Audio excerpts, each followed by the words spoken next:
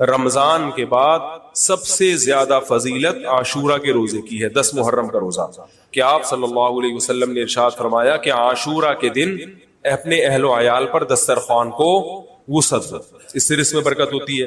قعدہ، ذی الحجہ، محرم اور رجب، یہ 4 مہینے جو ہیں اسلام میں اشہر حرم کہلاتے ہیں۔ مفتی طارق مسعود کے بیانات کے لیے مفتی صاحب کے آفیشیل چینل مفتی طارق مسعود سپیچز کو سبسکرائب کریں۔ محرم کے حوالے سے ایک بات کر لوں، یہ 10 محرم کا روزہ، رسول اللہ صلی اللہ علیہ وسلم نے ارشاد فرمایا کہ عاشورہ کا روزہ مجھے اللہ کی رحمت سے امید ہے کہ 1 سال کے گناہوں کا کفارہ ہے، تو بڑی فضیلت ہے۔ رمضان کے بعد سب سے زیادہ فضیلت عاشورہ کے روزے کی ہے، 10 محرم کا روزہ۔ سمجھ رہے ہیں محرم میں ہمیں شریعت نے کیا کرنے کا حکم دیا ہے، اسلام کیا کہتا ہے؟ پہلی بات، اسلام یہ کہتا ہے کہ محرم میں روزے رکھنا دوسرے مہینوں کی نسبت زیادہ ثواب ہے۔ رمضان کے بعد تو زیادہ سے زیادہ روزے رکھیں، اور اسپیشلی 10 محرم کا روزہ 1 سال کے گناہوں کا کفارہ ہے، یہ اور زیادہ ثواب ہے۔ پورے محرم نہیں رکھے جاتے، کیا کرنا ہے؟ 10 محرم کا رکھنا ہے۔ حدیث میں آتا ہے کہ آپ نے حکم دیا 2 روزے ملا کے رکھو، کیونکہ یہودی جو تھے وہ 1 روزہ رکھتے تھے، صحیح ہے نا؟ تو یہودیوں سے مشابہت سے بچنے کے لیے ہمیں حکم دیا کہ اس کے ساتھ 1 اور روزہ ملائیں۔ تو علماء یہ کہتے ہیں کہ آج کل یہودی 10 محرم کا روزہ نہیں رکھتے، تو اب مشابہت ختم ہو گئی ہے۔ تو اگر کوئی 9، 10 یا 10، 11 کا رکھ لے تو اچھی بات ہے، نہیں تو صرف 10 محرم کا بھی رکھ لے تو بھی انشاءاللہ پورا ثواب ملے گا، کیونکہ اب اس میں مشابہت رہی نہیں ہے۔ سمجھ رہے ہیں کہ نہیں سمجھ رہے؟ یہ کرنے کا کام ہے۔ دوسرا کام، محرم میں گناہ دوسرے مہینوں کی نسبت زیادہ، اس کی قباحت زیادہ بڑھ جاتی ہے، کیونکہ 4 مہینے محترم ہیں، شوال، ذی قعدہ، ذی الحجہ، محرم اور رجب، یہ 4 مہینے جو ہیں اسلام میں اشہر حرم کہلاتے ہیں۔ قرآن کہہ رہا ہے فَلَا تَظْلِمُوا فِيهِنَّ أَنفُسَكُمْ، اس میں اپنی جانوں پہ ظلم مت کرو۔ یہ ماتم کرنا بھی تو ظلم ہے نا اپنی جان پہ، تو اللہ نے فرمایا ان 4 مہینوں میں اپنی جان پہ ظلم مت کرو، کسی بھی طرح سے ظلم ہو، جسمانی ظلم ہو، روحانی ظلم ہو۔ جسمانی ظلم ماتم کر کے بھی ہو سکتا ہے، اور انگاروں پہ چل کے بھی ہو سکتا ہے، اپنے آپ کو پیٹ کے بھی ہو سکتا ہے۔ روحانی ظلم کیا ہے؟ گناہ کر کا، تو نہ گناہ کرنے کی اجازت، نہ کسی اور طرح سے۔ عام مہینوں میں بھی ظلم کی اجازت نہیں ہے، نہ اپنے اوپر اور نہ کسی اور پر، تو ان 4 مہینوں میں ظلم کی نوعیت بڑھ جاتی ہے۔ سمجھ رہے ہیں؟ یہ ایک محرم کی فضیلت ہے اسلام میں۔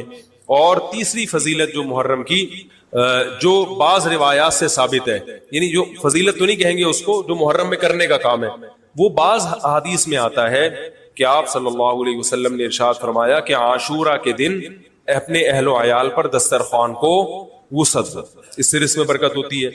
لیکن یہ جو حدیث ہے یہ ضعیف ہے، سند کے لحاظ سے پاورفل اور مضبوط نہیں ہے۔ بعض علماء نے کہا کہ اس کثرت طرق کی وجہ سے حسن کے درجے کو پہنچ گئی ہے۔ ہمارے ہی بعض اکابر علماء کی رائے ہے، علماء جو بر صغیر کے علماء، بڑے بڑے علماء ہیں، میں نام نہیں ذکر کرتا لیکن بہت بڑی اپر لیول کے علماء ہیں، ان کی رائے یہ ہے کہ یہ ضعیف، اتنی ضعیف نہیں ہے کہ بالکل ہی مسترد کر دی جائے، ٹھیک ہے نا، اور تعدد طرق کی وجہ سے درجہ حسن کو پہنچ گئی ہے۔ علامہ ابن تیمیہ رحمہ اللہ تعالی، جن کو سعودی عرب میں بہت فالو کیا جاتا ہے، ان کی رائے اور سلفی علماء کی رائے، جو سعودی عرب کے العثیمین، بن باز وغیرہ تھے، ان کی رائے یہ کہ یہ حدیث بالکل صحیح نہیں ہے، اور اس کی کوئی حیثیت نہیں ہے کہ دسترخوان کو وسیع کیا جائے اور عاشورہ کے دن کھانا کھلایا جائے۔ سمجھ رہے کہ نہیں سمجھ رہے؟ لیکن جو دوسری طرف معتدل علماء، معتدل سے مراد میں ان کو برا نہیں کہہ رہا، لیکن وہ انہوں نے حدیث کی جو، اب اگر آپ سندوں کی تحقیق کریں گے تو اس کو بالکل من گھڑت قرار دینا درست نہیں ہے۔ اگر سندوں کی تحقیق کریں گے تو ایسا معلوم ہوتا ہے کہ علامہ ابن تیمیہ رحمہ اللہ تعالی، جو ہمارے لیے قابل احترام ہے، انہوں نے اس حدیث کو رد کرنے میں تھوڑا مبالغہ سے کام لیا، غلو کیا ہے۔ ایسا نہیں ہے کہ بالکل ہی اس کی کوئی ویلیو نہیں ہے، تو ضعیف روایتیں ہیں لیکن کثرت طرق کی وجہ سے درجہ حسن کو پہنچ گئی ہے۔ سمجھ رہے کہ نہیں سمجھ رہے؟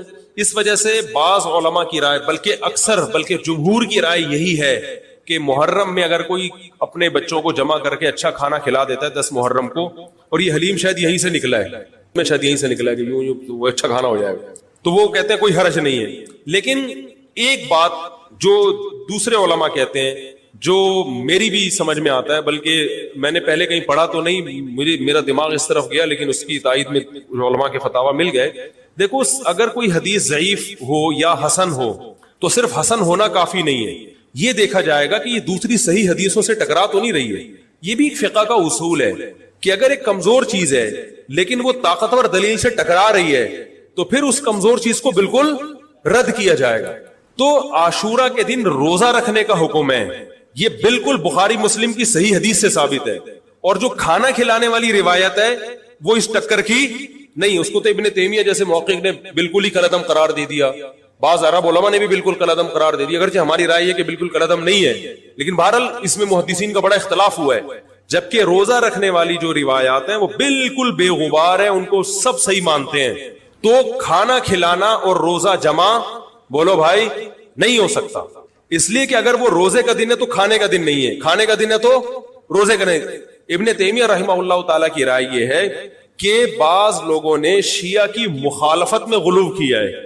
شیعہ نے اس دن کو چونکہ منحوس بنا دیا 10 محرم کو، تو انہوں نے مخالفت میں اس دن کو ایک سیلیبریٹ کرنے کے لیے نا کھانا کھلانے کا حکم دے دیا کہ ہم منحوس نہیں سمجھتے بلکہ اس کا کیا کریں گے اپوزٹ، کہ کھاؤ اور کھلاؤ. تو انہوں نے کہا یہ بھی غلو ہوا ہے. دوسری طرف بھائی منحوس نہیں ہے، مبارک ہے ہماری نظر میں، لیکن اتنا مبارک کہ اس میں کھانا کھلانا اور یعنی عید والا عنصر کھانا کھلانا تو عید کے دن ہوتا ہے نا، تو عید نہیں ہے بہرحال.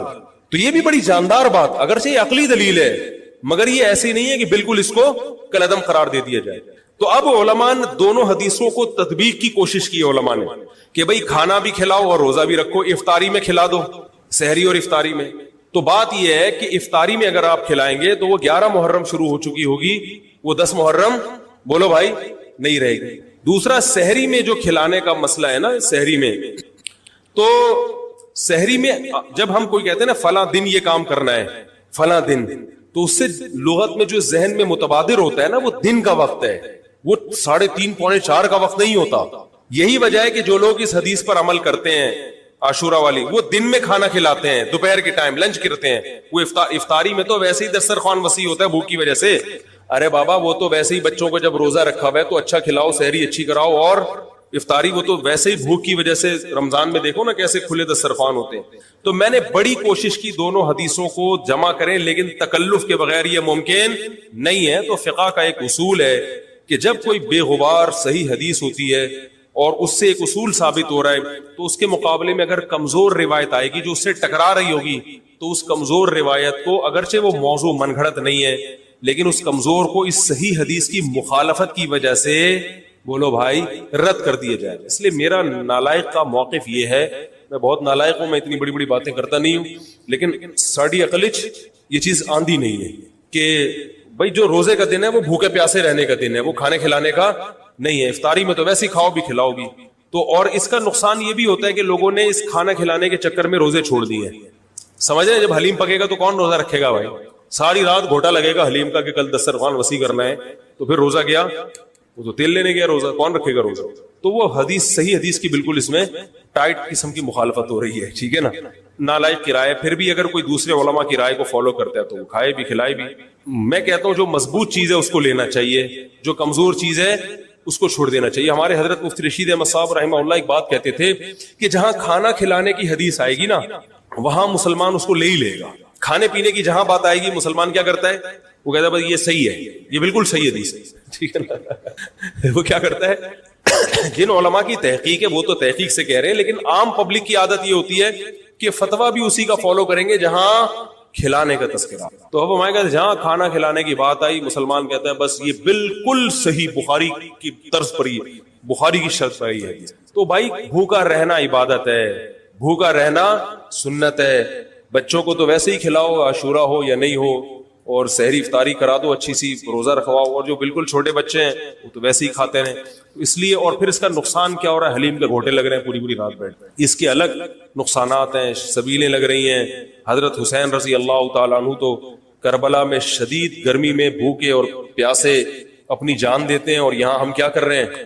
کھانا کھا رہے ہیں، دیگیں پکا رہے ہیں، شربت پی رہے ہیں. تو یہ بات عقل میں آنے والی نہیں ہے. اور عاشورہ کے دن کی مناسبت سے روزہ ہی ہے، وہ روزہ رکھنے کا دن ہے. اللہ تعالیٰ عمل کی توفیق عطا فرمائے. وما علینا الا البلاغ. تو ہمارا کام کیا ہے؟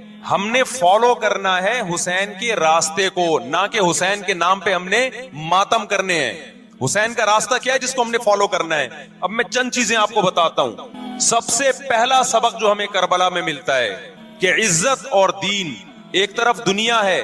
دیکھو اگر حضرت حسین رضی اللہ تعالیٰ عنہ ابن زیاد کے ہاتھ پہ جا کے بیعت ہو جاتے، آپ کیا سمجھتے ہو بے تحاشا مال و دولت حضرت حسین پہ خرچ نہیں کرتا کیا؟ وہ جب ایک بڑا آدمی کسی کے ہاتھ پہ بیعت ہوتا ہے تو اس کو بھی تو فائدہ ہوتا ہے نا اس سے. اور کیا حضرت حسین کو یقین نہیں تھا کہ کربلا میں شہید ہو جاؤں گا؟ فتح اور نصرت کی اسباب کی دنیا میں کوئی امید نہیں تھی، مگر آپ نے اہل بیت کو کربلا میں رسوا کرنے پر عزت کی موت کو ترجیح دی ہے. آج اگر آپ میں یہ ظرف ہے کہ آپ عزت کی موت کو ذلت کی زندگی پر ترجیح دیتے ہو تو پھر آپ حسینی ہو. نہیں یہی بات میرا خیال ہے سمجھ. سیدنا حسین کی سخاوت کے واقعات ہیں. سیدنا حسین باغی نہیں تھے رضی اللہ عنہ. پھر جو اہل بیت کا طرز عمل کیا تھا، محرم میں کیا کیا ہو رہا ہے میں آپ کو بتاتا ہوں. ان میں سے کوئی بھی عمل نہ ہمیں قرآن سے ملتا ہے نہ صحابہ سے ملتا ہے ہمیں. تو ما انا علیہ و اصحابی جو جنتی فرقہ ہوگا اس کی جو علامتیں ہیں، تو جب آپ ان علامتوں کے خلاف چلو گے، صحابہ اور تابعین کو فالو نہیں کرو گے، تو آپ پھر اپنے آپ کو سنی کہنا چھوڑ دو. آپ بتاؤ مجھے اسلام میں کوئی مہینہ منحوس ہے؟ بولو نا، کوئی مہینہ منحوس ہے؟ تو آپ محرم کو منحوس کیوں کہتے ہو؟ لوگ مجھے کہتے ہیں مفتی صاحب فرقہ واریت پھیلا رہے ہیں. دیکھو فرقہ واریت جب پھیلا رہا ہوں جب میں کسی فرقے کے خلاف آپ کو کر رہا ہوں. میرے بیان شیعہ لوگ بھی سنتے ہیں، ملتے بھی ہیں. بہت دفعہ ایئرپورٹ پہ ملاقات ہوئی، بڑی عزت سے ملے، میں شیعہ ہوں لیکن آپ سے محبت کرتا ہوں. یہاں مسجد میں بھی آتے ہیں، میں نے کبھی کسی پہ طنز نہیں کیا. اس لیے میں بار بار کہتا ہوں جو شیعہ کا مذہب ہے اس کو کرنے دو.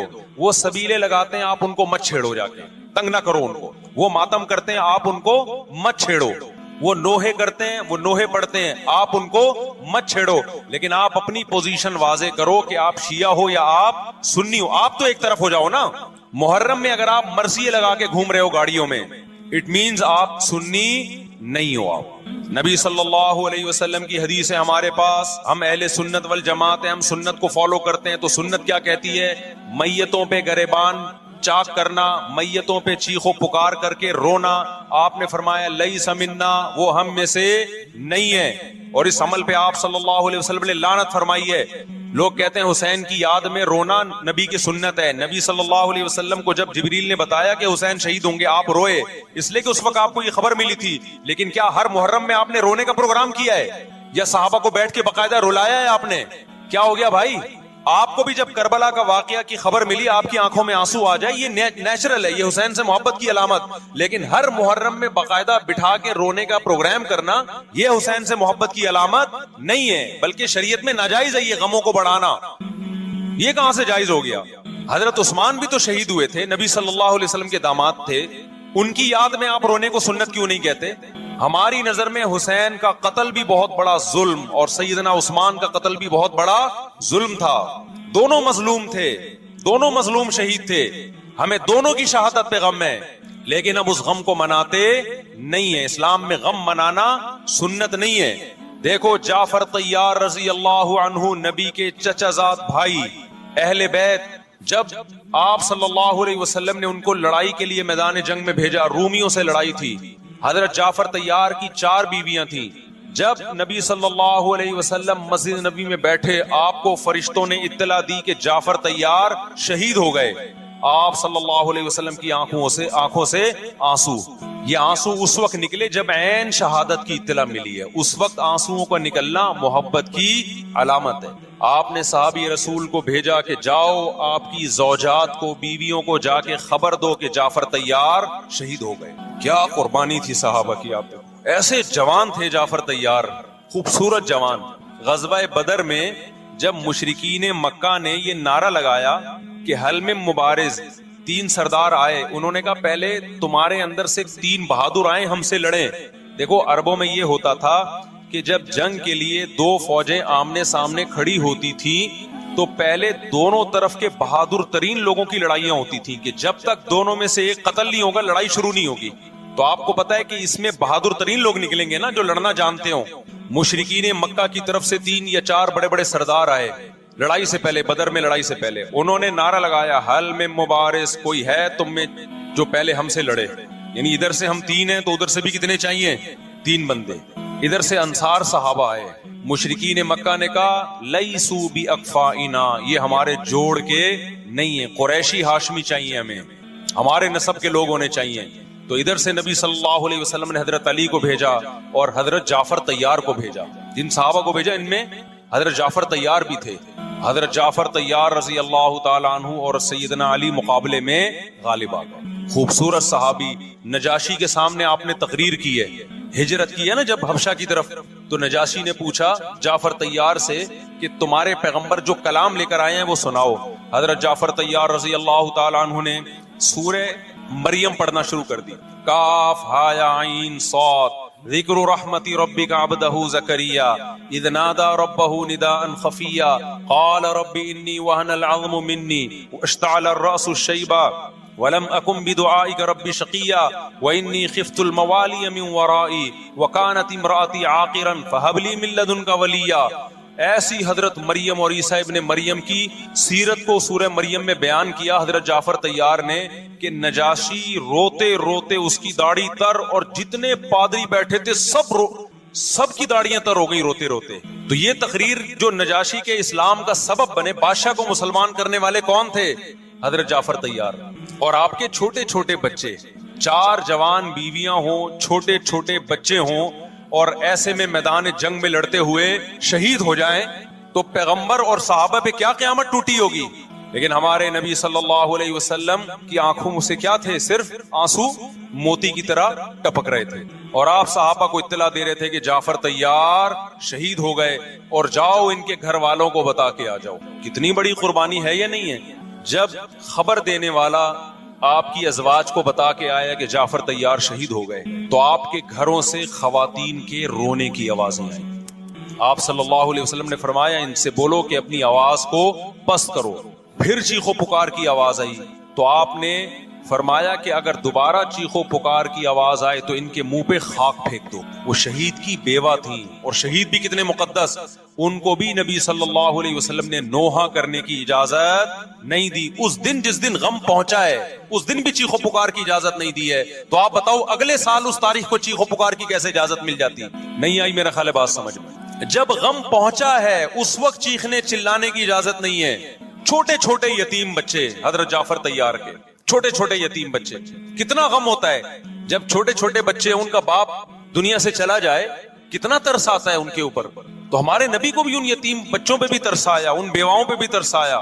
لیکن نہ نبی صلی اللہ علیہ وسلم چیخو پکار کر کے خود روئے اور نہ آپ نے ان کی ازواج کو رونے کی اجازت دی ہے. سمجھ میں نہیں آ رہی میرا خیال ہے بات. میرا مقصد شیعوں پہ طنز کرنا نہیں ہے, ان کا جو مذہب ہے ان کو اس پہ چلنے دو. میرا مقصد ہے آپ اپنی پوزیشن واضح کرو کہ آپ ادھر ہو یا ادھر ہو. کسی کو تنگ مت کرو, نہ کسی پہ فتوے لگاؤ کفر اسلام کے, نہ کسی کو جہنمی قرار دو. اپنی پوزیشن آپ فیصلہ کرو کہ آپ اگر ادھر جانا تو پورے ادھر چلے جاؤ. پھر یہ آدھا تیتر آدھا بٹیر والا معاملہ مت کرو. وہ ان کا مذہب ہے بھائی, ان کے علماء ان کو بتاتے ہیں کہ محرم میں کالے کپڑے پہننے ہیں, محرم میں ماتم کرنا ہے, محرم میں کو منحوس سمجھنا ہے, اس میں شادی بیاہ نہیں کرنا. ان کے علماء ان کو بتاتے ہیں, ان کو چلنے دو اس پر. دنیا میں بہت سے فرقے ہیں, بہت سے مذہب ہیں, ہم کسی کو نہ ختم کر سکتے ہیں نہ کسی کے خلاف نفرت پیدا کر سکتے ہیں. اس سے کوئی چیز حاصل نہیں ہوگی. کسی سے نفرت کرنے کی ضرورت نہیں, کسی پہ فتوے لگانے کی ضرورت نہیں, لیکن آپ کو اپنی پوزیشن واضح کرنی پڑے گی کہ میں کہاں کھڑا ہوا ہوں. اگر آپ سنی ہو تو پھر اہل سنت والجماعت صحابہ تابعین کو فالو کرتے ہیں, حدیث کو فالو کرتے ہیں. اور حدیث میں ہمیں ماتم کرنا, نوحہ کرنا, گریبان چاک کرنا اس کی پرمیشن نہیں ہے, بلکہ اس سے روکا گیا ہے. اس عمل کو حرام اور ناجائز قرار دیا گیا ہے. بات آ رہی ہے سمجھ میں؟ باقی جو شیعہ حضرات کرتے ہیں, ہمارے دوست ہیں شیعہ, میں مذاق میں نہیں کہہ رہا, ملتے ہیں ہم سے, میں کبھی ان سے مذہب کے ٹاپک پہ بات نہیں کرتا, نہ ان کو کبھی چھیڑتا ہوں کہ آپ یہ کیوں کر رہے ہو, یہ کیوں نہیں کر رہے. بھائی اس کا مذہب ہے, وہ اس کا فرقہ ہے, جو کرنے دو اس کو. ہم نہیں کرتے کیونکہ ہم اہل سنت والجماعت میں. سمجھ میں آ رہی بات کہ نہیں آ رہی؟ پھر ربیع الاول کا مہینہ آئے گا, اس میں بھی آپ اپنی پوزیشن واضح کرو کہ آپ ادھر ہو یا ادھر ہو. 2 فرقے ہیں, دیوبندی بریلوی. میں نہیں کہہ رہا کہ کون جنتی کون جہنمی, لیکن بر صغیر میں جن کو دیوبندی کہا جاتا ہے وہ نظر و نیاز تیجے 40 کے قائل بولو نہیں ہے. ان کی کتابوں میں لکھا ہوا ہے, وہ اس کے قائل نہیں. اگر کوئی بزرگ ان میں قائل گزرا بھی ہے تو وہ اس کا ذاتی تفرد ہے, اس کو علماء نے فالو نہیں کیا, اس کو ان کی اجتہادی غلطی قرار دیا. ربیع الاول میں جلوس نکالنا یا مزار بنانا یا مزاروں پہ جانا اس نیت سے کہ وہاں جا کے ہم کوئی قوالی پڑھیں گے یا کچھ بھی, ہمارے ہاں قبرستان جانا صرف اس لیے ہے کہ آخرت کی یاد تازہ ہو, بس اس کے علاوہ اور کوئی کانسیپٹ نہیں ہے. ہمارے ہاں قبر ایک بالش سے زیادہ اونچی بنانا جائز بولو نا نہیں ہے, قبر پکی کرنا جائز نہیں ہے, تیجے 40 میں کرنا جائز بولو نہیں. آج ایک صاحب آئے کہنے لگے میری ساس کا 40واں ہے, فجر میں کہنے لگے مجھے, کہہ رہے میں نہیں گیا تو بڑا مسئلہ ہو جائے گا. میں نے کہا بھائی ایک فیصلہ کرو, گرین چینل یا وائٹ چینل, ایک طرف ہو جاؤ بھائی, کیونکہ وائٹ چینل میں یہ جائز نہیں ہے, نہ 40واں ہے نہ تیجا ہے. اب لوگ مذاق اڑاتے ہیں مر گیا مردود نہ فاتحہ نہ درود, بھائی کچھ بھی کہتے رہو تو پھر پورے ادھر کو ہو جاؤ, یا تو پورے وائٹ ہو جاؤ یا پورے کیا ہو جاؤ, پورے گرین ہو جاؤ. پھر تیجا بھی کرو, 40واں بھی کرو, برسی بھی کرو, اور پھر اس کے بعد جھنڈے بھی لگاؤ ہرے رنگ کے. میں نہیں کہہ رہا دیوبندی صحیح ہے یا بریلوی صحیح ہے, دیکھو میں یہ بحث نہیں کر رہا, میری بات کو غلط نہ لے کے جانا. میں کہہ رہا ہوں آپ اپنی پوزیشن واضح کرو, صحیح غلط تو اگلا مرحلہ ہے. آپ کیا ہو, آپ کو تو یہی نہیں پتا چل رہا. آپ ربیع الاول میں ہرے جھنڈے لے کے گھوم رہے ہو, رمضان میں آپ وائٹ چینل بنے ہوئے ہو, محرم میں آپ بلیک چینل بنے ہوئے ہو, تو پتہ ہی نہیں چل رہا تو ہے کیا بھائی. جب 73 فرقوں میں ایک جنتی ہے تو ایک کو فالو کرو نا جس کو جنتی سمجھتے ہو. اگر آپ سمجھتے ہو کہ بلیک چینل یا شیعہ فرقہ جنتی ہے تو پورے شیعہ ہو جاؤ بھائی. اگر آپ سمجھتے ہو بریلوی فرقہ جنتی ہے تو پورے بریلوی ہو جاؤ. تو جس کو سمجھتے ہو وہ بن جاؤ, لیکن پورے بنو, ادھورے مت بنو, آدھا آدھا نہ لو. بات سمجھ میں آ رہی ہے؟ میں پھر بتا رہا ہوں, نہ میں کسی کو جنتی کہہ رہا ہوں نہ جہنمی. میں یہ نہیں کہہ رہا دیوبندی جنت میں جائیں گے یا بریلوی جائیں گے یا شیعہ جائیں گے, یہ تو اللہ فیصلہ کرے گا. ہم تو وہ کریں گے جو ہماری کھوپڑی میں آ رہا ہے. ہماری کھوپڑی میں یہ آ رہا ہے کہ جس کو بھی کرو تو ایک کو کرو پورا, تاکہ ایک طرف ہو جاؤ. آدھے تیتر آدھے بٹیر مت بنو آپ, اور دوسرے کو چھیڑو بھی نہیں, چھیڑنے کی بھی ضرورت نہیں ہے. کوئی جو کر رہا ہے کہ بھائی اس کا مذہب ہے.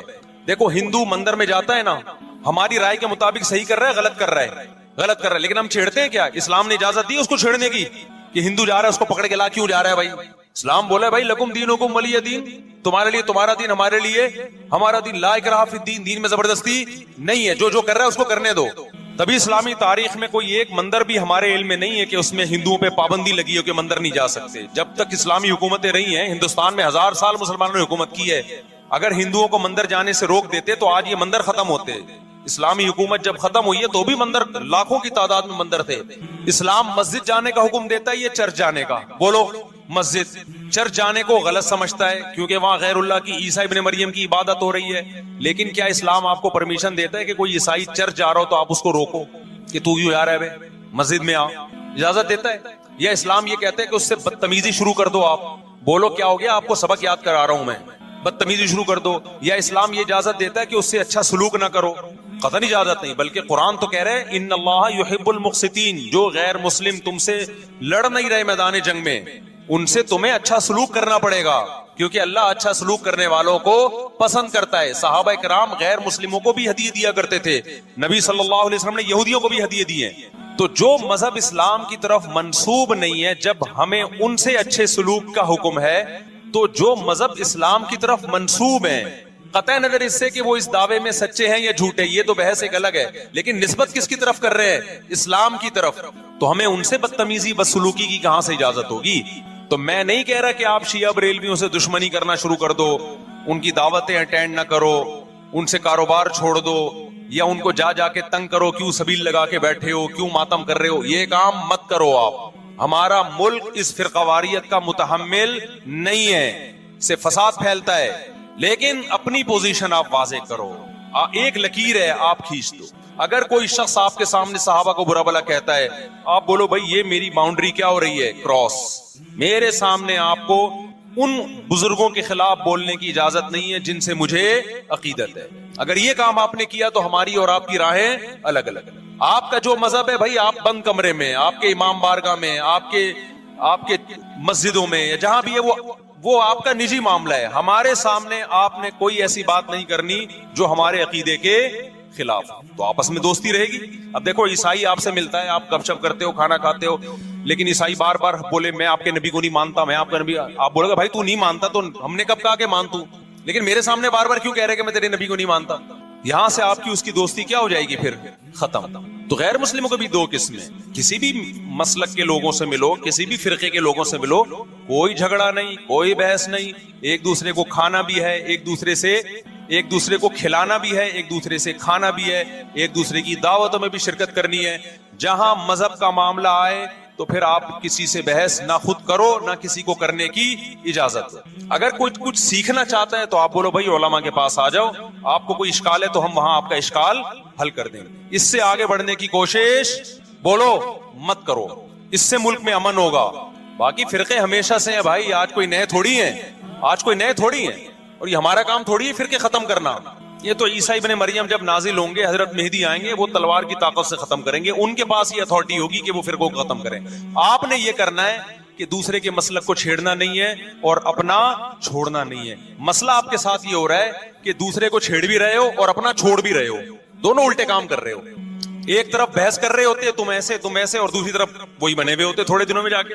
ہاں وہ بتا رہا ہوں وہ نظر و نیاز والی نہیں، وہ سب کو پتا ہے. ہاں ایسی دعوت نہ ہو جس میں بدعت کی تائید ہو. تو آپ جو کر رہے ہو نا وہ یہ کر رہے ہو دوسرے کو چھیڑ بھی رہے ہو، جس سے ملک میں بدامنی پھیل رہی ہے. تقریریں سنو، شیعہ ایسے، بریلوی ایسے، دیوبندی ایسے، اہل حدیث ایسے، تقریروں سے کیا پھیل رہی ہے؟ نفرتیں. اور پھر محرم میں آپ خود شیعہ بنے ہوئے ہوتے ہو، ربیع الاول میں آپ گرین چینل بنے ہوئے ہوتے ہو، اور رمضان میں آپ وائٹ چینل بنے ہوئے ہوتے ہو. سعودی عرب میں سارے وائٹ ہو جاتے ہیں جا کے. سعودی عرب جو بھی جاتا ہے سارا وائٹ چینل. پیغمبر کی قبر پہ کوئی دھمال نہیں، کوئی قوالیاں نہیں، وہاں کھڑے ہوں گے تمیز سے سلام پیش کر کے آگے نکل جائیں. وہاں کوئی چیخو پکار نہیں، وہاں جا کے سارے کیا ہو جاتے ہیں؟ وائٹ، کیونکہ وہاں حکومت کا ڈنڈا ہے. تو گورنمنٹ کے پاس تو یہ اختیار ہے بھائی ڈنڈا چلائے، ہمارے پاس یہ اختیار. ہم تو تمیز سے بات کریں گے، سمجھائیں گے، محبتیں پھیلائیں گے، کیونکہ جب عوام ڈنڈا چلاتی ہے تو اس سے اصلاح کم اور فساد زیادہ ہوتا ہے. تو میں بار بار کہہ رہا ہوں بھائی دوستیاں رکھو، کوئی دفتروں میں شیعہ سنی لڑائی نہ ہونے دو، یہ غلط ہے. محبتیں پھیلاؤ لیکن مسلک کو چھوڑنا نہیں ہے. جب کوئی آپ سے کہے محرم میں یہ کام کرو، بولو بھائی ہم چونکہ اہل سنت والجماعت میں سے ہیں، ہم چونکہ سنی ہیں، لہذا ہمارے ہاں کوئی مہینہ ہمارے مذہب کے مطابق منحوس نہیں. پھر کوئی آپ کو اصرار کرے نہیں یہ آپ بولو بھائی ہم تم پہ اپنا مسلک تھوپ رہے ہیں کیا؟ تم جلوس نکالتے ہو، تم ماتم کرتے ہو، ہم تو نہیں تمہیں روکتے آ کے، بلکہ گورنمنٹ تمہیں تحفظ دیتی ہے، سیکیورٹی دیتی ہے گورنمنٹ تمہیں. تو جب ہم اپنا مسلک تم پہ نہیں تھوپتے تو تم اپنا مسلک ہم پہ کیوں تھوپ رہے ہو بھائی؟ تو ہم محرم میں بھی شادی کریں گے، ربیع الاول میں بھی کریں گے، سفر میں بھی کریں گے، رمضان میں بھی کریں گے. ہم نے تو 4 کرنی ہے. ہم مہینوں کے حساب سے شروع کر دیں تو پھر ہمارے تو بڑے مسئلے ہو جائیں گے بھائی. سمجھ میں آ رہی ہے بات کہ نہیں آ رہی؟ حضرت جعفر طیار اہل بیت میں سے تھے، کتنی زوجات تھیں؟ 4 تھیں. حضرت علی کی کتنی تھیں ایک وقت میں؟ حضرت فاطمہ کے دنیا سے جانے کے بعد 4 تھیں. یہ بھی ہے سنت میں. نکاح کو فروغ دو، یہ اہل بیت کا طریقہ ہے تاکہ سوسائٹی میں زنا کم ہو، بیوہ طلاق یافتہ عورتوں کو ٹھکانہ ملے.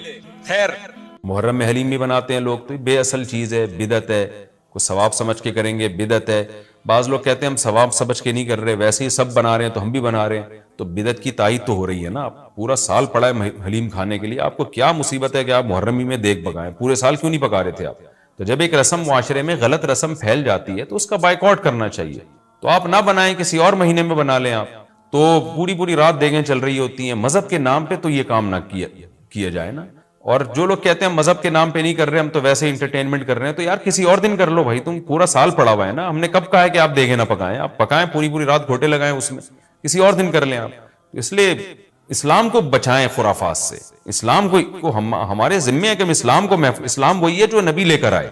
الیوم اکملت لکم دینکم واتممت علیکم نعمتی ورضیت لکم الاسلام دینا. اللہ کہتے ہیں آج کے دن میں نے دین مکمل کر دیا. جب یہ آیتیں نبی پہ نازل ہو گئیں تو اس میں حلیم نہیں تھا، محرم کا حلیم. تو دین مکمل ہو چکا، اس کو رہنے دیں آپ. اور پھر وہی ہے کہ جب آپ روزہ رکھیں گے تو حلیم کھائیں گے کس وقت؟ رات کو آپ کھائیں گے تو رات کو تو ویسے ہی کم کھانا چاہیے. سونے کے لیے اللہ نے رات بنائی ہے، کھانے پینے کے لیے تھوڑی بنائی ہے رات. دن میں آپ نے روزہ رکھنا ہے، تو وہ یہ روزے سے بھی میچ نہیں کر رہا یہ جو حلیم ہے نا. اس لیے اس سے اجتناب کریں، ایوائڈ کریں. جو گلی کے لونڈے لپاڑے بنا رہے ہوتے ہیں ان کو محبت سے سمجھا دیں، یار اگلے دن بنا لو. باز آ جائے ٹھیک ہے، نہیں تو پھر نکل لیں آپ پتلی گلی سے، الجھے نہیں لوگوں سے. تو تو یہ محرم کے حوالے سے کچھ باتیں تھیں. بھائی نبیل بھائی کوئی بات رہ تو نہیں گئی ہے آپ کے ذہن میں ہو تو بتا دیں, تاکہ یہ تو لوگوں نے جو سوال پوچھے تھے اس کے جواب تو میں نے دے دیا, آپ کے ذہن میں بھی کوئی سوال ہو تاکہ ٹاپک کمپلیٹ ہو جائے. محرم میں جھاڑو لگانا جائز ہے؟ جھاڑو سے کیا ہوتا ہے؟ یہ کہہ رہے ہیں وہ لوگ کہتے ہیں محرم میں جھاڑو نہیں لگانی چاہیے. اچھا, محرم میں مرثیے سننا اور غم منانا اور رونا, سینہ پیٹنا, نبی صلی اللہ علیہ وسلم نے تو گریبان چاک کرنے والوں پہ لعنت کی ہے. بخاری مسلم کی روایتیں موجود ہیں. لیس منا من شق الجیوب, جو گریبان پھاڑتا ہے وہ ہم میں سے نہیں ہے. تو یہ سینہ پیٹنا, نوحہ کرنا, نیاحہ پر تو بخاری مسلم کی صحیح احادیث موجود ہیں نوحہ پر کہ یہ حرام ہے, ناجائز ہے, اس لیے ہم اس کو جائز نہیں سمجھتے. ہم یہ کہتے ہیں کہ سیدنا حسین ابن علی رضی اللہ تعالی عنہ کی تعلیمات کو فالو کریں. آپ تعلیمات تو زیرو ہیں ان کی تعلیم. ان کی تو اتنی بڑی داڑھی تھی سیدنا حسین ابن علی رضی اللہ تعالی عنہ کی, وہ تو سخی تھے, وہ تو غیرت مند تھے. آج ہمارے یہاں سے غیرت ختم ہو گئی ہے. بہنوں کی وراثتیں کھا کے بیٹھے ہوئے ہیں ہم لوگ, اور انہی وراثتوں سے عمرے بھی ہو رہے ہوتے ہیں وراثت کھا کے.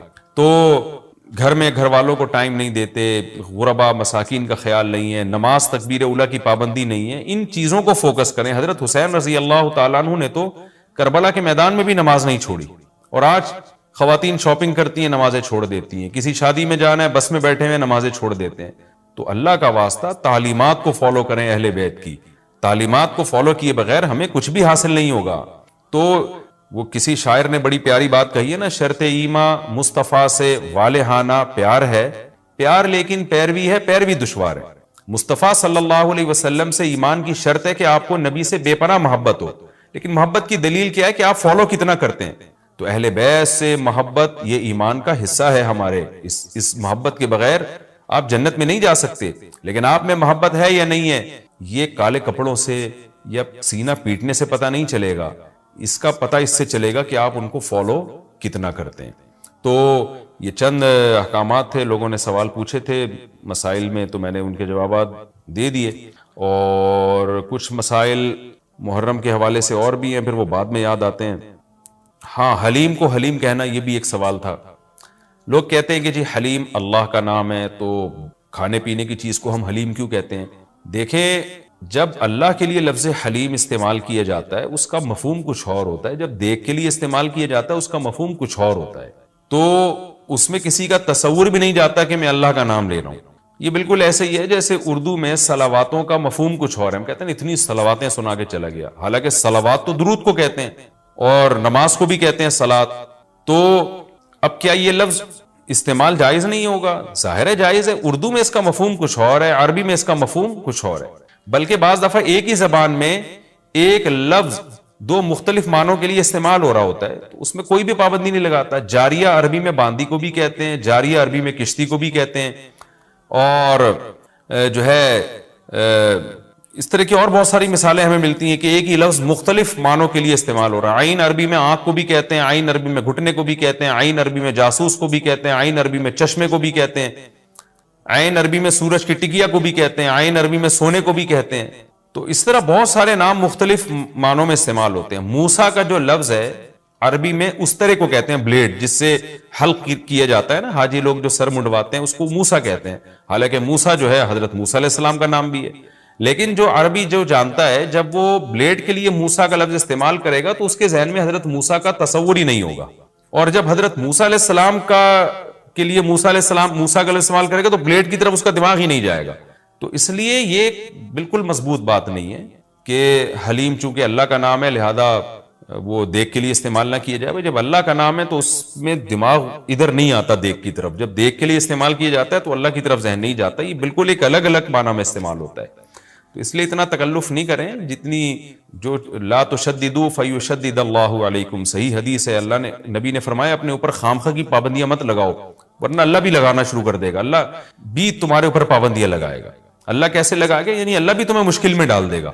تو جتنا ہمیں اجازت دی گئی ہے اس کے اندر رہنا چاہیے ہمیں, اور خامخواہ میں ایسی کھود کریت کر کے اپنے اوپر پابندیاں لگواتے چلے جانا مشکل ہو جائے گا نا. اب حلیم ہی مشہور ہو گیا ہے تو اب آپ اس کو کیسے دلیم بولیں گے؟ وہ کچھ اور نہ اٹھا کے دے دے آپ کو. تو اس میں کوئی حرج نہیں ہے کہ کیونکہ لغت بتاتی ہے, زبان بتاتی ہے کہ کس وقت کس لفظ کا کیا معنی ہے.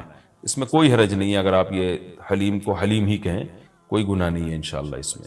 اچھا بعض لوگ یہ بھی کرتے ہیں, یہ کسی نے سوال پوچھا ہے, یہ ہمارے کیمرہ مین نے ہی پوچھا ہے نبیل بھائی نے, کہ مجھے تو یقین نہیں آ رہا کہ ایسا بھی کرتے ہیں, لیکن یہ بتا رہے ہیں کہ بہت سارے سنی حضرات یہ کرتے ہیں کہ محرم میں امام بارگاہوں میں جا کے منتیں مانتے ہیں اور پھر اگلے سال ان منتوں کو پورا بھی کر رہے ہوتے ہیں جو بھی انہوں نے منتیں مانی ہوتی ہیں. تو دیکھیں یہ بھی حرام اور ناجائز عمل ہے. منت کے لیے کوئی دن مہینہ متعین نہیں ہے, جب چاہے جہاں چاہے منت مان سکتے ہیں. اور منت کی حقیقت کیا ہے کہ اس کی ورڈنگ کیا ہے, اس کے لیے کسی جگہ نہیں جانا جائز ہے, بلکہ اس کے یہ کہ جہاں بھی آپ ہیں آپ یہ الفاظ کہہ سکتے ہیں کہ اے اللہ اگر میرا یہ فلاں کام ہو گیا تو میں اتنے پیسے صدقہ کروں گا, اے اللہ اگر میرا یہ فلاں کام ہو گیا تو میں اتنے روزے رکھوں گا, اے اللہ اگر میرا مریض ٹھیک ہو گیا یا میری بیماری ٹھیک ہو گئی تو میں اتنی رکعت نماز پڑھوں گا.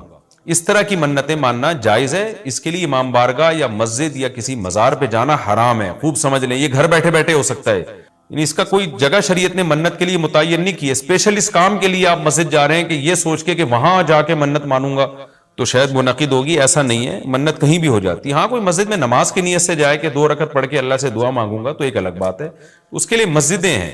تو مزار تو اس کے لیے بھی نہیں ہے, وہ تو وہاں بالکل ہی حرام ہے. تو اس لیے آپ بدعت کی تائید میں امام بارگاہ جاتے ہیں اور وہاں منتیں مانتے ہیں تو یہ حرام ہے, ناجائز ہے. اس سے منت پوری نہیں ہوگی بلکہ الٹا اللہ کی طرف سے عذاب آ سکتا ہے آپ کے اوپر, کیونکہ اللہ نے جو کام جس طرح سے بتایا اسی طرح سے ہوگا. تو منت کا اصل طریقہ کیا ہے کہ عبادت کی نظر, اس کو عربی میں نظر کہتے ہیں, نظر. تو قرآن نے کہا ہے کہ یوفون بالنذر ویخافون یوما کان شرہ مستطیرا. ہمارے نیک بندے جب کوئی نظر مانتے ہیں تو اس کو پورا کرتے ہیں. اللہ نے جب کام کر دیا تو وہ نظر پھر آپ پوری کریں. تو اس کا طریقہ کیا ہے کہ آپ گھر میں بیٹھے جہاں بھی ہیں آپ زبان سے الفاظ دہرا دیں کہ اے اللہ اگر میرے مریض کو شفا مل گئی یا میں ٹھیک ہو گیا یا میں امتحان میں پاس ہو گیا تو میں اتنے پیسے صدقہ کروں گا یا کروں گی, یا اتنی رکعت نماز پڑھوں گا یا پڑھوں گی, یا اتنے روزے رکھوں گا یا رکھوں گی. اس طرح کی عبادت کی نظر ہوتی ہے, اس کے علاوہ نہیں ہوتی. بعض لوگ یہ نظریں مان رہے ہوتے ہیں کہ میرا یہ کام ہو گیا تو داتا دربار پہ اتنی دیگیں چڑھاؤں گا. یہ نظر پوری کرنا بھی حرام ہے. کام ہو بھی جائے تو دیگیں چڑھانا جائز نہیں ہے. بعض لوگ یہ کہہ رہے ہوتے ہیں کہ یہ کام ہو گیا تو امام حسین کے نام کی یا غوث اعظم کے نام کی اتنی دیگیں نکالوں گا. یہ سب غلط چیزیں. صدقے کی نظر ہوتی ہے اللہ تیرے نام پہ میں اتنے غریبوں کو کھانا کھلاؤں گا. یہ نظریں ہوتی ہیں صدقے کی, جو اللہ کے لیے ہوتا ہے صدقہ. تو اس میں یہ کہ کھانا کھلانے کی صدقہ خیرات کی نظر ہو سکتی ہے اور عبادت کی نظر ہوتی ہے. یہ جو مزاروں پہ جانے کی نظر اور فلاں پہ جا پہ چڑھاوا چڑھاؤں گا, یوں کروں گا, ایسے کروں گا, یہ جو اوٹ پٹانگ قسم کی نظریں آ رہی ہیں یہ حرام ہے, ناجائز ہیں. اس کی کوئی حیثیت نہیں ہے شریعت میں. ان کو پورا کرنا بھی واجب, نہ صرف یہ کہ واجب نہیں ہے بلکہ جائز ہی نہیں ہے. تو گھر بیٹھے بیٹھے جب چاہیں آپ نظر مان سکتے ہیں. زبان سے کہیں گے تو نظر ہوگی, دل میں نہیں ہوتی. لیکن شریعت نے منت ماننے کو بہرحال پسند نہیں کیا ہے. نبی صلی اللہ علیہ وسلم نے فرمایا کہ جو نظر مانتا ہے نا وہ تقدیر کو تو نہیں ٹال سکتا, اللہ اس کے ذریعے کنجوس سے پیسہ نکلوا دیتے ہیں. یعنی تقدیر میں بیماری ٹھیک ہونا ہوگی تو ہو جائے گی, کامیابی ہوگی تو ہوگی, وہ تو. لیکن کیا ہوتا ہے کہ بندہ ٹھیک ہو جاتا ہے اور جو آدمی کبھی صدقہ نہیں کرتا اس بہانے اس کی جیب سے, کنجوس کی جیب سے پیسے نکل جاتے ہیں. ویسے تو دے نہیں رہا تھا صدقہ تو اللہ نے بیماری میں ڈال دیا, چل اب منت مان تاکہ میں بیماری ٹھیک کروں اور تو اب پیسے نکال یہاں سے. تو کنجوسوں کے ذریعے, کنجوسوں کا پیسہ نکلوانے کے لیے یہ کام ہوتا ہے. بے نمازیوں کو نماز پڑھوانے کے لیے, جو روزہ نہیں رکھتے ان کو روزہ رکھوانے کے لیے. تو اس حدیث سے پتہ چلتا ہے کہ منت اور نظر کو جائز ہے لیکن پسند نہیں کیا گیا. علماء نے اس کی وجہ بیان کی ہے کہ یہ ایک طرح سے نا اللہ سے ایک طرح کا مقابلہ چل رہا ہے کہ اللہ میرے مریض کو یا مجھے ٹھیک کر دے تو میں اتنے روزے رکھوں گا. یعنی بارگیننگ ہو رہی ہے اللہ تعالیٰ سے کہ اگر نہیں ٹھیک کیا تو میں نہیں رکھتا, جا بھائی. اے اللہ اگر میں پاس ہو گیا نا تو میں 1 لاکھ روپے صدقہ کروں گا, اگر نہیں ہوا تو ہم بھی صدقہ نہیں کر رہے. تو ایک طرح کا نا مقابلہ چل رہا ہے. عبدیت یہ ہے کہ اللہ تو مجھے پاس کرے گا تو بھی 1 لاکھ روپے دوں گا, نہیں کرے گا تو بھی 1 لاکھ روپے دوں گا, اس لیے کہ میں تو تیرا بندہ ہوں. لیکن تو مجھے ویسے ہی پاس کر دے امتحان میں, چاہے میں لاکھ دوں یا نہیں دوں, میں تو تیرا بندہ ہوں, میں تو فقیر ہوں. فقیر بارگیننگ تھوڑی کرتا ہے. سیٹھ صاحب آپ نے مجھے اگر 100 روپے دیے نا تو میں بھی آپ کا فلاں کام بنا دوں گا. فقیر کہتے ہیں اللہ کے نام پہ 100 روپے دے دو, میں فقیر پھٹا, پرانے کپڑے میرے, میں کیا کروں گا یار آپ کے لیے. تو اللہ سے بھی بھکاریوں کی طرح مانگنا یہ اللہ کو زیادہ پسند ہے. منت ماننا بھی جائز ہے لیکن پسندیدہ کام نہیں ہے. ہاں جس طرح سے امام بارگاہوں میں یا مزاروں میں جا کے منتیں مانی جا رہی ہیں وہ بالکل حرام ہے, بالکل ناجائز ہے. اور اس کے لیے محرم کا دن متعین کرنا یہ سمجھ کے کہ اس میں منت زیادہ پوری ہوگی یہ بھی حرام ہے, ناجائز ہے اور بدعت کی تائید ہے. اس سے اس سے آپ سب لوگ اجتناب کریں، اس سے گناہ ملتا ہے۔ اچھا، ایک اور سوال سبیلوں کے حوالے سے پوچھا جاتا ہے کہ محرم میں سبیلیں لگانا، ان سبیلوں سے پانی پینا، تو دیکھیں وہ بھی شیعہ حضرات کا مسلک ہے، ان کا کانسیپٹ ہے کہ وہ حضرت حسین کے نام کی سبیلیں لگاتے ہیں۔ میں بار بار کہہ رہا ہوں کسی کو چھیڑے نہیں، اپنا مسلک چھوڑے نہیں، دوسرے کو چھیڑے نہیں۔ یہ میں اہل سنت والجماعت کے لیے مسائل ریکارڈ کروا رہا ہوں کہ ہمارے لیے کسی بھی چیز کے جائز اور ثواب ہونے کے لیے دلیل کی ضرورت ہے۔ دلیل قرآن و سنت ہے، صحابہ ہیں، تو ہمیں نہ اہل بیت سے اس کا کوئی ثبوت ملتا ہے، نہ صحابہ سے، نہ قرآن و سنت سے کہ محرم میں صحابہ نے سبیلیں لگائیں۔ حضرت حسین رضی اللہ تعالیٰ عنہ کی شہادت کے بعد اہل بیت میں سے کسی نے سبیلیں لگائی ہوں یا انہوں نے سبیلیں لگانے کا حکم دیا ہو، کہیں بھی نہیں ملتا۔ یہ عمل بھی بدعت ہے، ناجائز ہے، اس سے اجتناب کریں۔ اور ایک عجیب بات ہے، کبھی آپ اس کو غم کا مہینہ کہتے ہیں اور کالے کپڑے پہنتے ہیں اور سبیلیں لگا کے لوگوں کو شربت پلا رہے ہیں، تو یہ تو خوشی کے موقع پہ ہوتا ہے نا، خوشی کے موقع پہ کھلایا پلایا جاتا ہے، تو یہ ایک کنفیوژن ہے کہ یہ خوشی منا رہے ہیں کہ غم منا رہے ہیں۔ تو کھلانا پلانا خوشیوں کے موقع پہ ہوتا ہے، تو اس لیے آپ ان چیزوں سے اجتناب کریں، نہ سبیل لگائیں، نہ اس پہ کھڑے ہو کر پانی پئیں۔ جو لگا کے بیٹھا وہ اس کو چھیڑے نہیں، آپ تنگ نہ کریں، وہ اس کا مسلک ہے، اس کو چھوڑ دیں۔ دنیا میں بہت سارے فرقے ہیں، کس کس کو آپ قابو میں کریں گے؟ ملک میں انارکی پھیلتی ہے، ملک میں فسادات ہوتے ہیں، کسی سے نفرت کرنے کی ضرورت نہیں ہے، کسی کو ٹاؤنٹنگ کرنے کی ضرورت نہیں ہے، طنز تانے کی ضرورت نہیں ہے۔ جو لگا کے بیٹھا ہوا ہے لگائے، جو پی رہا ہے اس کو پینے دیں، چھیڑے نہیں۔ لیکن میں آپ کے لیے یہ کہہ رہا ہوں جو اس وقت میرا پروگرام سن رہے ہیں، اگر آپ قرآن و سنت ہی کو فالو کرتے ہیں، آپ اہل سنت والجماعت میں ہیں، یا تو میں بار بار کہتا ہوں پورے شیعہ ہو جائے نا، پھر آپ ڈبل مسلکوں پہ چلنا تو یہ دنیا میں کسی کا بھی اصول نہیں ہے کہ آدھا ادھر آدھا ادھر، وہ تو کہیں کا بھی نہیں ہوتا۔ یا تو پورے ادھر ہو جائیں یا پھر پورے اہل سنت والجماعت بن جائیں۔ تو اہل سنت والجماعت کے ہاں یہ سبیلیں لگانا یہ جائز کام نہیں ہے، کیونکہ قرآن و سنت سے اس کا ثبوت نہیں ہے۔ لوگ کہتے ہیں کہ آدمی کسی کو شربت پلا رہا ہے، پانی پلا رہا ہے، تو پانی پلانا تو بڑا اچھا کام ہے، پانی پلانا اچھا کام ہے، پورے سال کسی دن کو خاص کر لینا یہ اچھا کام نہیں ہے، تو اس سے بدعت کی تائید ہوتی ہے۔ تو اگر کوئی پیاسا آپ کو نظر آتا ہے تو محرم میں ہو تو محرم میں بھی پلائیں، سفر میں ہو تو سفر میں بھی پلائیں۔ لیکن کوئی پیاسا نہیں ہے تو جیسے آپ پورے سال سبیلیں نہیں لگاتے تو محرم میں بھی نہ لگائیں آپ، کیونکہ اگر آپ پورے سال نہیں لگاتے، محرم میں لگا رہے ہیں، تو یہ اس کی علامت ہے آپ اس مہینے کو سبیل کے حوالے سے خاص ویلیو دے رہے ہیں۔ تو اس ویلیو کی آپ کے پاس قرآن و سنت سے دلیل ہونی چاہیے۔ دلیل نہیں ہے تو ہمارے پاس دلیل ہے، نبی صلی اللہ علیہ وسلم نے فرمایا من احدث فی امرنا ھذا ما لیس منہ فہو رد وفی روایت فہو مردود۔ جو ہمارے دین میں کوئی بھی نئی چیز لے کر آئے گا، نبی نے فرمایا وہ مردود ہے، ہم نہیں اس کو ایکسیپٹ کریں گے۔ تو اس لیے بھائی ہم تو اس حدیث کو فالو کرتے ہیں، تو کائنڈلی آپ حضرات سے گزارش ہے، ہاں کوئی پورے سال سبیل لگا کے بیٹھا ہو تو وہ محرم میں بھی لگا لے۔ کیوں؟ وہ اس لیے کہ وہ محرم کو الگ سے فضیلت نہیں دے رہا سبیل کے حوالے سے، بلکہ وہ کہہ رہا ہے بھائی میں تو پورے سال لوگوں کو پانی پلاتا ہوں تو محرم میں بھی پلا رہا ہوں، میں تو پورے سال شربت پلاتا ہوں تو محرم میں بھی پلا رہا ہوں۔ لیکن ایک آدمی سال کے 11 مہینے نہیں پلاتا، صرف محرم میں سبیل لگا کے بیٹھا ہے، اس کا مطلب وہ اس مہینے کو سبیل کے حوالے سے زیادہ ویلیو دے رہا ہے۔ اس ویلیو کے لیے میں نے کہا دلیل چاہیے۔ دلیل آپ کے پاس اگر نہیں ہے تو پھر وہ حدیث ہے جو ہمارے دین میں نئی چیز ایجاد کرے گا تو وہ چیز مردود ہے۔ اس لیے اس عمل سے بھی اجتناب کریں۔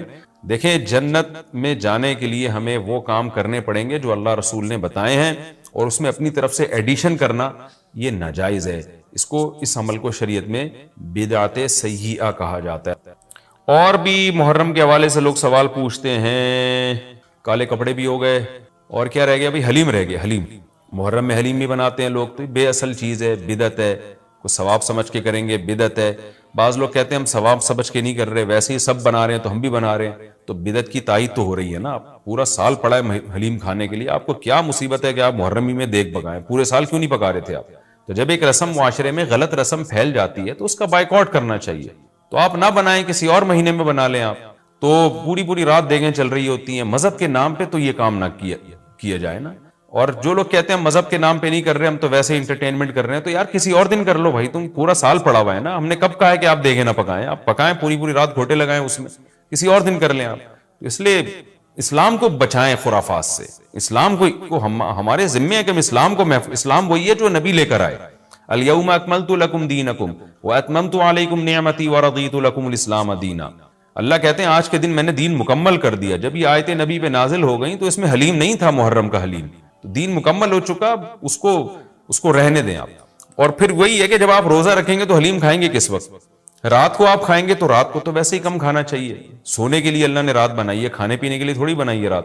دن میں آپ نے روزہ رکھنا ہے, تو وہ یہ روزے سے بھی میچ نہیں کر رہا یہ جو حلیم ہے نا. اس لیے اس سے اجتناب کریں, ایوائڈ کریں. جو گلی کے لونڈے لپاڑے بنا رہے ہوتے ہیں ان کو محبت سے سمجھا دیں, یار اگلے دن بنا لو, باز آ جائے ٹھیک ہے, نہیں تو پھر نکل لیں آپ پتلی گلی سے, الجھے نہیں لوگوں سے. تو یہ محرم کے حوالے سے کچھ باتیں تھیں. بھائی نبیل بھائی کوئی بات رہ تو نہیں گئی ہے آپ کے ذہن میں ہو تو بتا دیں, تاکہ یہ تو لوگوں نے جو سوال پوچھے تھے اس کے جواب تو میں نے دے دیا. آپ کے ذہن میں بھی کوئی سوال ہو تاکہ ٹاپک کمپلیٹ ہو جائے. محرم میں جھاڑو لگانا جائز ہے؟ جھاڑو سے کیا ہوتا ہے؟ یہ کہہ رہے ہیں وہ لوگ کہتے ہیں محرم میں جھاڑو نہیں لگانی چاہیے. اچھا, محرم میں مرثیے سننا اور غم منانا اور رونا, سینہ پیٹنا, نبی صلی اللہ علیہ وسلم نے تو گریبان چاک کرنے والوں پہ لعنت کی ہے. بخاری مسلم کی روایتیں موجود ہیں.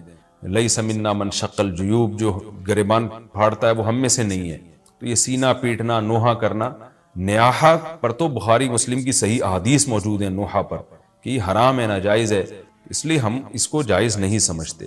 ہم یہ کہتے ہیں کہ سیدنا حسین ابن علی رضی اللہ تعالیٰ عنہ کی تعلیمات کو فالو کریں آپ. تعلیمات تو زیرو ہیں ان کی تعلیم. ان کی تو اتنی بڑی داڑھی تھی سیدنا حسین ابن علی رضی اللہ تعالیٰ عنہ کی, وہ تو سخی تھے, وہ تو غیرت مند تھے. آج ہمارے یہاں سے غیرت ختم ہو گئی ہے. بہنوں کی وراثتیں کھا کے بیٹھے ہوئے ہیں ہم لوگ, اور انہی وراثتوں سے عمرے بھی ہو رہے ہوتے ہیں وراثت کھا کے. تو گھر میں گھر والوں کو ٹائم نہیں دیتے, غربا مساکین کا خیال نہیں ہے, نماز تکبیر اولیٰ کی پابندی نہیں ہے. ان چیزوں کو فوکس کریں. حضرت حسین رضی اللہ تعالیٰ عنہ نے تو کربلا کے میدان میں بھی نماز نہیں چھوڑی, اور آج خواتین شاپنگ کرتی ہیں نمازیں چھوڑ دیتی ہیں. کسی شادی میں جانا ہے بس میں بیٹھے ہوئے نمازیں چھوڑ دیتے ہیں. تو اللہ کا واسطہ تعلیمات کو فالو کریں اہل بیت کی. تعلیمات کو فالو کیے بغیر ہمیں کچھ بھی حاصل نہیں ہوگا. تو وہ کسی شاعر نے بڑی پیاری بات کہی ہے نا, شرط ایماں مصطفیٰ سے والہانہ پیار ہے, پیار لیکن پیروی ہے, پیروی دشوار ہے. مصطفیٰ صلی اللہ علیہ وسلم سے ایمان کی شرط ہے کہ آپ کو نبی سے بے پناہ محبت ہو, لیکن محبت کی دلیل کیا ہے کہ آپ فالو کتنا کرتے ہیں. تو اہل بیت سے محبت یہ ایمان کا حصہ ہے ہمارے. اس محبت کے بغیر آپ جنت میں نہیں جا سکتے. لیکن آپ میں محبت ہے یا نہیں ہے, یہ کالے کپڑوں سے یا سینہ پیٹنے سے پتہ نہیں چلے گا. اس کا پتہ اس سے چلے گا کہ آپ ان کو فالو کتنا کرتے ہیں. تو یہ چند احکامات تھے. لوگوں نے سوال پوچھے تھے مسائل میں, تو میں نے ان کے جوابات دے دیے. اور کچھ مسائل محرم کے حوالے سے اور بھی ہیں, پھر وہ بعد میں یاد آتے ہیں. ہاں, حلیم کو حلیم کہنا, یہ بھی ایک سوال تھا. لوگ کہتے ہیں کہ جی حلیم اللہ کا نام ہے, تو کھانے پینے کی چیز کو ہم حلیم کیوں کہتے ہیں؟ دیکھیں, جب اللہ کے لیے لفظ حلیم استعمال کیا جاتا ہے اس کا مفہوم کچھ اور ہوتا ہے. جب دیکھ کے لیے استعمال کیا جاتا ہے اس کا مفہوم کچھ اور ہوتا ہے. تو اس میں کسی کا تصور بھی نہیں جاتا کہ میں اللہ کا نام لے رہا ہوں. یہ بالکل ایسے ہی ہے جیسے اردو میں صلواتوں کا مفہوم کچھ اور ہے. ہم کہتے ہیں اتنی صلواتیں سنا کے چلا گیا, حالانکہ صلوات تو درود کو کہتے ہیں, اور نماز کو بھی کہتے ہیں صلات. تو اب کیا یہ لفظ استعمال جائز نہیں ہوگا؟ ظاہر ہے جائز ہے. اردو میں اس کا مفہوم کچھ اور ہے, عربی میں اس کا مفہوم کچھ اور ہے. بلکہ بعض دفعہ ایک ہی زبان میں ایک لفظ دو مختلف معنوں کے لیے استعمال ہو رہا ہوتا ہے, تو اس میں کوئی بھی پابندی نہیں لگاتا. جاریہ عربی میں باندی کو بھی کہتے ہیں, جاریہ عربی میں کشتی کو بھی کہتے ہیں, اور جو ہے اس طرح کی اور بہت ساری مثالیں ہمیں ملتی ہیں کہ ایک ہی لفظ مختلف معنوں کے لیے استعمال ہو رہا ہے. عین عربی میں آنکھ کو بھی کہتے ہیں, عین عربی میں گھٹنے کو بھی کہتے ہیں, عین عربی میں جاسوس کو بھی کہتے ہیں, عین عربی میں چشمے کو بھی کہتے ہیں, عین عربی میں سورج کی ٹکیا کو بھی کہتے ہیں, عین عربی میں سونے کو بھی کہتے ہیں. تو اس طرح بہت سارے نام مختلف معنوں میں استعمال ہوتے ہیں. موسیٰ کا جو لفظ ہے عربی میں استرے کو کہتے ہیں, بلیڈ جس سے حلق کیا جاتا ہے نا, حاجی لوگ جو سر منڈواتے ہیں اس کو موسیٰ کہتے ہیں. حالانکہ موسیٰ جو ہے حضرت موسیٰ علیہ السلام کا نام بھی ہے. لیکن جو عربی جو جانتا ہے, جب وہ بلیڈ کے لیے موسیٰ کا لفظ استعمال کرے گا تو اس کے ذہن میں حضرت موسیٰ کا تصور ہی نہیں ہوگا. اور جب حضرت موسیٰ علیہ السلام کے لیے موسیٰ علیہ السلام موسیٰ کا لفظ استعمال کرے گا تو بلیڈ کی طرف اس کا دماغ ہی نہیں جائے گا. تو اس لیے یہ بالکل مضبوط بات نہیں ہے کہ حلیم چونکہ اللہ کا نام ہے لہذا وہ دیکھ کے لیے استعمال نہ کیا جائے. جب اللہ کا نام ہے تو اس میں دماغ ادھر نہیں آتا دیکھ کی طرف. جب دیکھ کے لیے استعمال کیا جاتا ہے تو اللہ کی طرف ذہن نہیں جاتا. یہ بالکل ایک الگ الگ معنی میں استعمال ہوتا ہے. تو اس لیے اتنا تکلف نہیں کریں. جتنی جو لا تشددوا فیشدد اللہ علیکم, صحیح حدیث ہے, اللہ نے نبی نے فرمایا اپنے اوپر خامخواہ کی پابندیاں مت لگاؤ, ورنہ اللہ بھی لگانا شروع کر دے گا. اللہ بھی تمہارے اوپر پابندیاں لگائے گا. اللہ کیسے لگائے گا؟ یعنی اللہ بھی تمہیں مشکل میں ڈال دے گا.